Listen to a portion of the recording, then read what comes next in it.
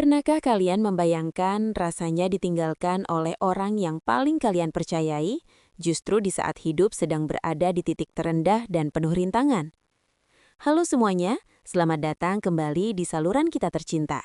Semoga kalian semua dalam keadaan sehat dan selalu diberkati dalam setiap langkah hidup kalian. Hari ini, saya ingin membagikan sebuah kisah nyata yang sangat menyentuh hati, tentang perjuangan seorang ibu dan anaknya yang bertahan hidup setelah ditinggalkan tanpa alasan oleh sosok kepala keluarga yang seharusnya melindungi mereka dengan sepenuh jiwa. Sebelum lanjut ceritanya, silahkan absen dulu di kolom komentar dari daerah mana saja teman-teman yang mendengarkan cerita ini. Jangan lupa like dan subscribe agar channel ini semakin berkembang dan bisa mempersembahkan cerita yang lebih menarik lagi. Dahulu kala, ada sebuah keluarga kecil yang hidup sangat sederhana di sebuah desa terpencil yang jauh dari keramaian kota besar yang gemerlap. Sang ibu, Ibu Ratna, adalah seorang wanita yang sangat sabar dan pekerja keras. Sementara suaminya, Pak Bambang, adalah seorang pria yang seringkali merasa tidak puas dengan keadaan ekonomi mereka yang pas-pasan. Mereka memiliki seorang putra kecil bernama Aris yang saat itu masih berusia 5 tahun. Seorang anak yang sangat ceria namun belum mengerti betapa beratnya beban hidup orang tuanya yang setiap hari harus berjuang mencari sesuap nasi. Suatu pagi yang sangat dingin, tanpa ada pertengkaran atau kata pamit yang jelas, Pak Bambang pergi meninggalkan rumah hanya dengan membawa sebuah tas kecil berisi pakaian. Ia meninggalkan sepucuk surat pendek yang isinya sangat menyakitkan, mengatakan bahwa ia lelah dengan kemiskinan dan ingin mencari keberuntungan di luar sana tanpa beban keluarga. Bayangkan betapa hancurnya hati Ibu Ratna saat itu. Ia harus menelan kenyataan pahit bahwa suaminya telah pergi begitu saja, meninggalkan dirinya dan Aris kecil tanpa ada pegangan hidup sedikit pun untuk hari esok yang tidak pasti. Hari-hari setelah kepergian Pak Bambang adalah masa-masa yang sangat kelam bagi Ibu Ratna dan Aris yang masih kecil dan belum tahu apa-apa. Mereka seringkali harus menahan lapar karena tidak ada uang sepeser pun untuk membeli beras. Bahkan untuk sekadar makan sekali dalam sehari saja terasa sulit. Ibu Ratna harus bekerja serabutan, mulai dari mencuci baju tetangga hingga bekerja di sawah orang lain, dari pagi buta hingga matahari terbenam demi mendapatkan upah yang tidak seberapa. Namun di balik rasa lelahnya, ia selalu mencoba tersenyum di depan putra tercintanya. Aris tumbuh besar dengan melihat tetesan keringat dan air mata ibunya yang setiap hari berjuang demi masa depannya yang masih buram. Meskipun ia seringkali diejek oleh teman-temannya karena tidak memiliki ayah, Aris tidak pernah membalas ejekan itu dengan kemarahan, melainkan dengan tekad yang kuat. Ia berjanji di dalam hatinya yang paling dalam bahwa suatu saat nanti ia akan mengangkat derajat ibunya dan membuktikan bahwa mereka bisa sukses meskipun telah ditinggalkan. Tekad itulah yang menjadi bahan bakar utamanya untuk terus belajar dengan giat di sekolah yang sederhana itu. Setiap malam, di bawah cahaya lampu minyak yang temaram, Aris selalu belajar dengan tekun sambil menemani ibunya yang masih sibuk menjahit pakaian pesanan orang. Ia tidak pernah mengeluh meskipun harus memakai seragam sekolah yang sudah usang dan sepatu yang lubang di sana-sini karena tidak mampu membeli yang baru. Ibu Ratna selalu memberikan semangat bahwa ilmu adalah satu-satunya kunci untuk mengubah nasib mereka. Dan Aris memegang teguh kata-kata ibunya itu sebagai kompas dalam hidupnya yang penuh dengan tantangan dan cobaan hidup yang sangat berat bagi seorang anak kecil. Waktu berlalu dengan sangat cepat, dan Aris berhasil menyelesaikan pendidikan sekolah menengah atasnya dengan nilai yang sangat gemilang di sekolahnya. Meskipun ia sangat ingin langsung bekerja untuk membantu ibunya, sang ibu bersikeras agar Aris melanjutkan pendidikannya ke tingkat yang lebih tinggi di kota besar. Dengan sisa tabungan yang sangat sedikit dan modal nekat, Aris akhirnya berantau ke Jakarta untuk menempuh pendidikan sambil bekerja paruh waktu di sebuah restoran kecil sebagai pencuci piring demi membiayai kebutuhan sehari-harinya yang sangat mahal di kota besar. Kehidupan di Jakarta ternyata jauh lebih keras dari yang Aris bayangkan sebelumnya. Ia seringkali tidur di emperan toko atau di masjid jika tidak punya uang untuk bayar kos. Namun kegigihannya tidak pernah luntur sedikit pun. Ia memanfaatkan setiap kesempatan untuk belajar tentang dunia bisnis dari pemilik restoran tempatnya bekerja. Ia mulai memahami bagaimana cara mengelola keuangan, melayani pelanggan dengan baik, dan pentingnya sebuah inovasi dalam sebuah usaha. Aris adalah pemuda yang sangat jeli melihat peluang sekecil apapun yang ada di hadapannya setiap hari. Setelah beberapa tahun bekerja keras dan menabung setiap sen yang ia hasilkan, Aris memberanikan diri untuk membuka usaha kecil-kecilan di bidang kuliner dengan konsep yang unik. Berkat ketekunan dan doa ibunya yang tidak pernah putus, usaha kuliner Aris perlahan-lahan mulai dikenal banyak orang dan mendapatkan sambutan yang sangat luar biasa. Ia berhasil menciptakan menu yang disukai oleh masyarakat luas, dan dalam waktu singkat, warung kecilnya berubah menjadi sebuah restoran yang selalu ramai dikunjungi pelanggan dari berbagai kalangan masyarakat di Jakarta. Kesuksesan demi kesuksesan terus menghampiri hidup Aris seiring dengan kerja kerasnya yang tidak pernah mengenal kata lelah atau menyerah pada keadaan. Dalam waktu 10 tahun, Aris telah bertransformasi menjadi seorang pengusaha sukses yang memiliki jaringan restoran di seluruh penjuru Indonesia dan beberapa bisnis lainnya. Namanya mulai sering muncul di berbagai media massa sebagai sosok inspiratif yang berhasil bangkit dari kemiskinan yang ekstrim. Ia pun mulai mengoleksi berbagai mobil mewah sebagai bentuk apresiasi atas kerja kerasnya selama puluhan tahun ini. Aris tidak pernah lupa pada asalnya. Ia segera menjemput ibunya dari desa dan membawanya tinggal di sebuah rumah mewah yang sangat besar dan nyaman di Jakarta. Ia ingin memastikan bahwa sisa hidup ibunya dipenuhi dengan kebahagiaan dan kenyamanan yang belum pernah dirasakan sebelumnya oleh wanita luar biasa itu. Ibu Ratna menangis haru melihat keberhasilan putranya. Namun di dalam hatinya, ia tetaplah wanita yang rendah hati dan selalu mengingatkan Aris agar tetap ingat kepada Tuhan dan sesama yang membutuhkan bantuan mereka. Sementara itu, di sebuah sudut kota lain yang kumuh dan kotor, Pak Bambang hidup dalam keadaan yang sangat memprihatinkan dan penuh dengan penderitaan. Pencariannya akan kekayaan di masa lalu ternyata gagal total karena ia selalu bersikap malas dan seringkali tertipu oleh janji-janji manis orang lain. Kini di usianya yang sudah semakin tua dan renta, ia hidup sebatang kara tanpa ada satupun orang yang peduli padanya. Ia seringkali jatuh sakit dan tidak memiliki biaya untuk berobat. Hidupnya sungguh sangat menyedihkan dan penuh penyesalan. Suatu hari, secara tidak sengaja Pak Bambang melihat sosok Aris di sebuah layar televisi besar yang ada di depan sebuah toko elektronik di pinggir jalan. Ia sangat terkejut melihat putranya yang dulu ia tinggalkan kini telah menjadi seorang pria yang sangat sukses, gagah, dan kaya raya. Hatinya bergetar hebat antara rasa bangga dan rasa malu yang sangat luar biasa karena ia ingat betapa kejamnya ia dulu meninggalkan anak dan istrinya.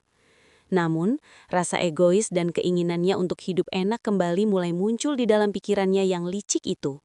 Pak Bambang pun memutuskan untuk mencari tahu di mana kantor Aris berada dengan bertanya ke sana kemari meskipun tubuhnya sudah sangat lemah untuk berjalan. Setelah beberapa hari mencari informasi, akhirnya ia berhasil menemukan gedung perkantoran mewah milik Aris yang menjulang tinggi di pusat kota Jakarta. Dengan pakaian yang lusuh, kotor, dan robek di sana-sini, ia memberanikan diri masuk ke dalam gedung tersebut. Namun ia langsung dihadang oleh petugas keamanan yang curiga melihat penampilannya yang seperti seorang pengemis. Pak Bambang memohon dengan sangat memelas kepada petugas keamanan agar diizinkan bertemu dengan CEO perusahaan tersebut yang ia akui sebagai anaknya. Para petugas keamanan tentu saja tidak percaya begitu saja dan menganggap pria tua ini hanya sedang berhalusinasi atau mencoba melakukan penipuan untuk mendapatkan uang. Namun Pak Bambang terus bersikeras dan menangis histeris di depan lobi kantor, menciptakan kegaduhan yang menarik perhatian banyak orang yang sedang berlalu lalang di gedung mewah tersebut. Kabar tentang seorang pria tua yang mengaku sebagai ayah sang CEO akhirnya sampai ke telinga Aris melalui asisten pribadinya yang merasa khawatir. Aris yang saat itu sedang memimpin rapat penting merasa jantungnya berdegup kencang karena ia tahu persis siapa pria yang dimaksud oleh asistennya tersebut. Ingatannya kembali ke masa 23 tahun yang lalu, saat ia berdiri di depan pintu rumahnya yang reot sambil menangis memanggil ayahnya yang pergi menjauh. Ada rasa sesak yang tiba-tiba muncul di dadanya saat mengenang luka lama. Aris kemudian memutuskan untuk melihat pria tua itu melalui kamera pengawas yang terpasang di lobi gedung dengan perasaan yang sangat campur aduk. Ia melihat sosok pria yang dulu sangat ia puja, kini tampak begitu rapuh, tua dan sangat tidak berdaya di bawah sana. Meskipun ada rasa sakit hati yang masih tersisa, Aris tidak ingin menjadi orang yang kejam dan membiarkan ayahnya diperlakukan secara kasar oleh petugas keamanan kantornya. Ia menarik napas panjang dan menyuruh asistennya untuk membawa pria tua itu ke sebuah ruangan VIP yang sangat mewah dengan sofa kulit yang lembut dan pemandangan kota yang sangat indah dari balik jendela kaca. Tak lama kemudian, pintu ruangan terbuka dan sosok Aris masuk dengan langkah kaki yang sangat tenang namun penuh dengan wibawa seorang pemimpin besar. Pak Bambang langsung berdiri dan berlari memeluk Aki Aris sambil menangis terseduh-seduh, memohon ampun atas segala kesalahan besar yang pernah ia lakukan di masa lalu kepada keluarga kecilnya. "Aris, ini ayah, Nak. Maafkan ayah yang dulu sangat bodoh dan egois meninggalkan kalian dalam kesulitan," ucap Pak Bambang di sela-sela tangisannya yang memilukan. Ia berharap Aris akan langsung memaafkannya, memeluknya kembali dan mengajaknya tinggal di rumah mewah seperti yang sering ia bayangkan sebelumnya. Namun Aris hanya berdiri mematung dengan wajah yang datar tanpa ekspresi sedikit pun, seolah-olah pria tua yang sedang bersimpuh di kakinya itu adalah orang asing yang sama sekali tidak pernah ia kenal sebelumnya. Setelah beberapa saat suasana menjadi sangat hening, Aris perlahan-lahan melepaskan pegangan tangan ayahnya dari kakinya dengan sangat lembut namun tegas. Ia menatap mata Pak Bambang dengan tatapan yang sangat dalam, sebuah tatapan yang mengandung ribuan cerita tentang perjuangan dan penderitaan selama 2 dekade terakhir.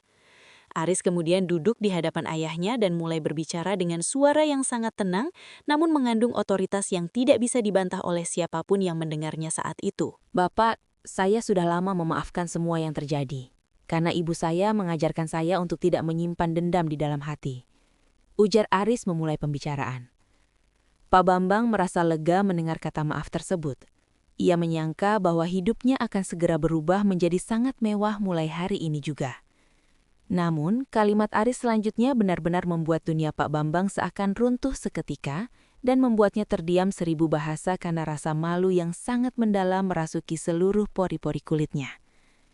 Aris melanjutkan dengan suara yang tetap tenang.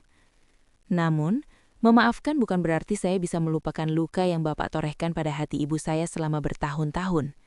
Bapak pergi saat kami tidak punya apa-apa untuk dimakan. Bapak menghilang saat ibu harus bekerja siang malam sampai jatuh sakit demi biaya sekolah saya. Sekarang, saat Bapak melihat saya sukses dan memiliki banyak harta, Bapak datang kembali dengan alasan rindu. Apakah Bapak merindukan saya sebagai anak, atau Bapak merindukan kenyamanan dari kekayaan saya?" Pertanyaan Aris yang sangat tajam itu membuat Pak Bambang tertunduk lesu dan tidak mampu mengeluarkan sepatah kata pun dari mulutnya yang gemetar. Ia menyadari bahwa putranya bukan lagi anak kecil yang mudah dibohongi oleh air mata palsu atau janji-janji manis yang tidak memiliki arti apapun.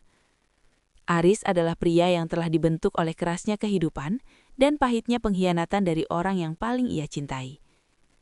Suasana di dalam ruangan itu menjadi semakin dingin dan penuh dengan ketegangan yang sangat menyesakkan dada. "Saya akan tetap membiayai pengobatan Bapak dan membelikan Bapak sebuah rumah yang layak di desa agar Bapak tidak lagi hidup di jalanan," kata Aris lagi. Ini adalah tindakan kemanusiaan yang sangat luar biasa dari seorang anak yang pernah dibuang seperti sampah di masa lalunya yang kelam. Namun, Aris menegaskan satu hal penting, bahwa ia tidak ingin Pak Bambang masuk kembali ke dalam kehidupan pribadinya atau mengganggu kedamaian ibunya yang sudah sangat tenang dan bahagia tanpa kehadiran sosok suami yang tidak bertanggung jawab. Respons Aris ini sungguh mengejutkan semua orang yang mendengarnya, karena biasanya dalam cerita seperti ini, sang anak akan mengusir ayahnya atau justru menerima dengan tangan terbuka. Aris memilih jalan tengah yang sangat dewasa, yaitu bertanggung jawab secara finansial sebagai manusia, namun tetap menjaga jarak demi melindungi kesehatan mental ibu tercintanya. Ia tahu bahwa membawa ayahnya kembali ke rumah hanya akan membuka luka lama yang sudah sangat susah payah disembuhkan oleh sang ibu selama puluhan tahun ini. Pak Bambang akhirnya mengerti bahwa hubungan yang sudah rusak selama 23 tahun tidak bisa diperbaiki hanya dengan kata maaf dalam sekejap mata saja. Ia harus menerima kenyataan bahwa ia telah kehilangan haknya sebagai seorang ayah, karena ia sendiri yang membuang tanggung jawab itu demi mengejar ambisi pribadinya yang semu. Ia meninggalkan ruangan itu dengan perasaan yang sangat hancur, namun juga merasa bersyukur, karena anaknya masih memiliki hati nurani yang begitu luas untuk membantunya di masa tua yang kelam. Cerita ini memberikan kita sebuah pelajaran yang sangat berharga, bahwa apa yang kita tanam, itulah yang akan kita tuai di masa depan nanti.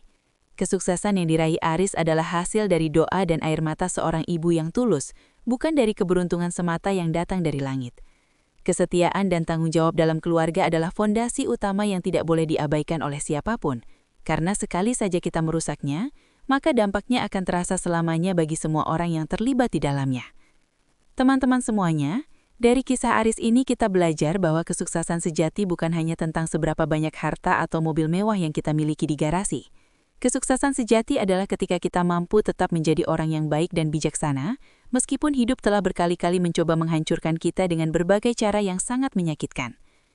Aris menunjukkan bahwa ia lebih besar dari dendamnya, dan ia memilih untuk tetap berbuat baik tanpa harus mengorbankan prinsip hidup dan kebahagiaan ibunya sendiri. Sahabat sekalian, mari kita jadikan kisah ini sebagai pengingat, agar kita selalu menghargai kehadiran orang-orang tercinta di sekitar kita, terutama orang tua yang telah berjuang untuk kita.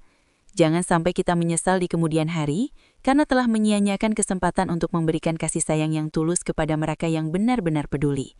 Hidup ini terlalu singkat untuk diisi dengan pengkhianatan dan egoisme, yang hanya akan mendatangkan penyesalan yang sangat panjang di masa tua nanti, saat semuanya sudah terlambat. Terima kasih banyak ya sudah menyimak kisah yang luar biasa ini sampai selesai. Saya benar-benar berharap kalian mendapatkan inspirasi dari perjuangan Aris dan ibunya. Jangan lupa untuk klik tombol subscribe, nyalakan lonceng notifikasinya, dan bagikan video ini ke teman-teman kalian agar semakin banyak orang yang mendapatkan manfaatnya. Sampai jumpa di video inspiratif berikutnya yang pasti tidak kalah seru. Tetaplah menjadi orang baik dan selalu sebarkan kasih sayang kepada sesama. Salam hangat dari saya untuk kalian semua.